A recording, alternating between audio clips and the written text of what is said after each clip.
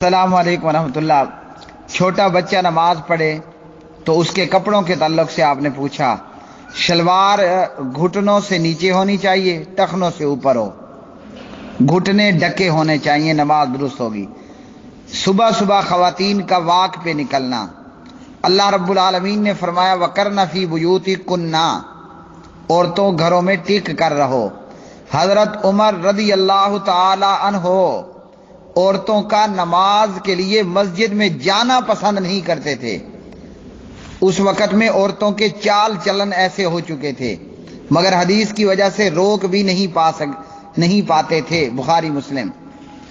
اور آج کی خواتین، توبہ توبہ، لا حول ولا قوت الا باللہ، 100 میں سے کم از کم محتاطاً کہہ رہا ہوں 85% خواتین ایسی ہیں کہ بچپن میں میں نے اسکول کی کتاب میں سبق پڑھا تھا، بلی شیر کی خالہ، آپ میں سے بھی کئیوں نے پڑھا ہوگا۔ یہاں پاکستان میں ہوا یہ کہ شیر نے بلی کو سارے گر سکھا دیے، شیر نے بلی کو سارے گر سکھا دیے مگر ایک گر نہیں سکھایا۔ ہوا یوں کہ ایک دن شیر بھوکا تھا، شکار نہیں ملا، بلکہ بلی نے شیر کو سارے گر سکھا دیے۔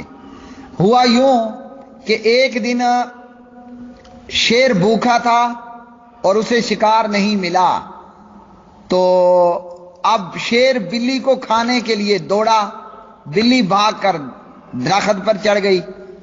شیر کہنے لگا خالہ، آنٹی، سارے گر مجھے سکھائے تھے مگر یہ گر نہیں سکھایا، یعنی درخت پہ چڑھنے کا گر۔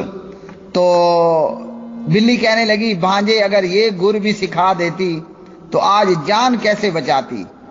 تو آج کی خواتین 85%، توبہ توبہ، بلی شیر کی خالہ، بلی شیر کی استاد، اور یہ خواتین شیطان کی خالائیں اور شیطان کی بھی استاد، نعوذ باللہ من ذالک۔ تو حضرت عمر اپنے دور میں عورتوں کو مسجد میں نماز کے لیے جانا ناپسند کرتے تھے، اور آج کے 2017 کی عورت صبح صبح واک کرنا تو لوگوں کے ایکسیڈنٹ کا باعث ہی بنے گا۔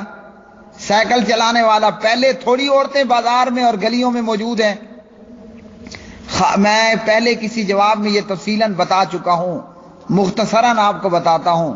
عورت کی واک کیا ہے؟ میری بیوی کے 9 بچے الحمدللہ موجود ہیں، 2 فوت بھی ہو گئے ہیں۔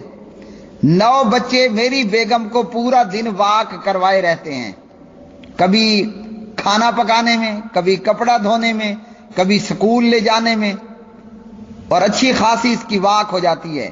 اور میں آپ بہنوں کو بتا دوں کتنی مرتبہ خود میری بیگم پروین بی بی ہسپتال میں ڈیلیوری کے قریب کے دنوں میں جب گئی تو اس وقت میں حال یہ ہوتا تھا کہ لیڈی ڈاکٹر اکثر خواتین سے یہ کہا کرتی تھی کہ آپ گھر میں جھاڑو دیں، آپ جو ہے فلاں کام کریں، بچہ اوپر ہے، وقت قریب ہے، بچہ نیچے کو اتر آئے۔ میری بیگم کو کبھی لیڈی ڈاکٹر نے یہ نہیں کہا، چیک اپ کیا تو بتا دیا کہ بچہ اپنی نارملی جگہ پر پہنچ چکا ہے، ڈیلیوری میں کوئی ٹینشن نہیں ہوگی انشاءاللہ۔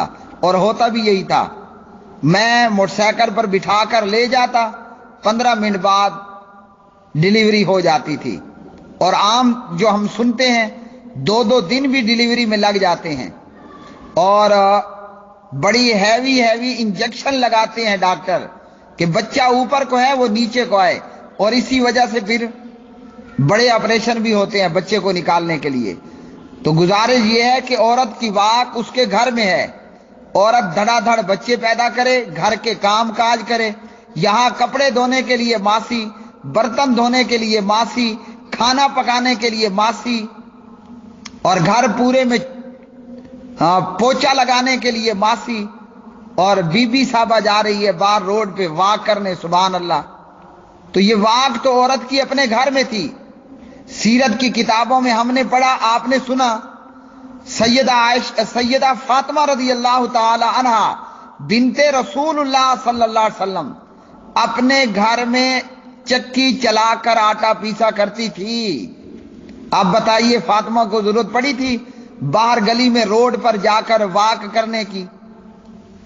فاطمہ 18.5 سال میں فوت ہوئی تقریباً، اور کتنے بچے تھے؟ 4 بچے تھے۔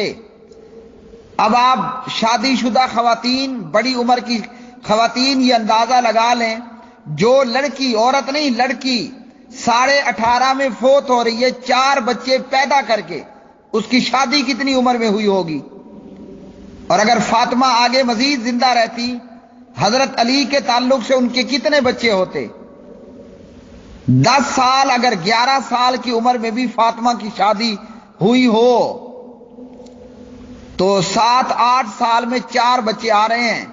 اب بتائیے واک کی ضرورت پڑے گی؟ عورت اس طرح بچے پیدا کرے، آٹا پیسنے کے لیے چکی خود چلائے۔ آج وہ کام آپ کے گھر میں جھاڑو ہے، آج وہ کام جو ہے وہ کپڑے دھونے کی مشین پر کپڑے دھونے ہیں، اور کچن کا کام، سارے گھر کے کاموں کے لیے ماسی رکھی ہے۔ اور بی بی کرتی کیا ہے؟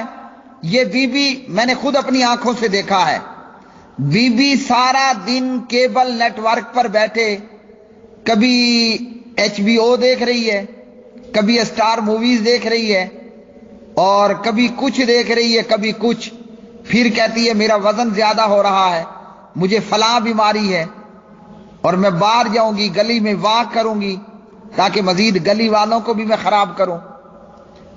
تو اس لیے یہ طریقہ قطعاً درست نہیں۔ جب 1400 سال پہلے کی عورت، اس کے چال چلن ایسے ہو چکے تھے کہ مسجد میں جانا ناپسند تھا۔ 2017 کی عورت جس نے شلوار نہیں پہن رکھی ہوتی، پجامہ ڈال رکھا ہوتا ہے، وہ صبح صبح جب مارننگ واک کے لیے نکلے گی تو کیا گل کھلائے گی؟ خاتون کی واک اس کے گھر کے اندر ہے۔ یہ 10-10 ہزار اور 20-20 اور 5-5 ہزار جو ماسیوں کو دینے میں لگ جاتے ہیں، وہ سارے کام آپ خود کیجئے، بچے پیدا کیجئے۔ اللہ کی قسم، جو اگر آپ کو ایک بیماری بھی لگ جائے، اور یہاں کسی خاتون کو شوگر ہے تو کسی کا بلڈ پریشر ہائی ہے، کسی کے ساتھ کوئی اور مسئلہ ہے، تو یہ ساری بیماریاں شریعت کی نافرمانی میں ہیں۔ وَقَرْنَ فِي بُيُوتِكُنَّ وَلَا تَبَرَّجْنَ تَبَرُّجَ الْجَاهِلِيَّةِ الْأُولَىٰ وَأَقِمْنَ الصَّلَاةَ وَآتِينَ الزَّكَاةَ وَأَطِعْنَ اللَّهَ وَرَسُولَهُ۔ گھروں میں رہو، اور مجبوراً نکلنا پڑے تو جاہلیت کی طرح بن سور کر مت نکلو۔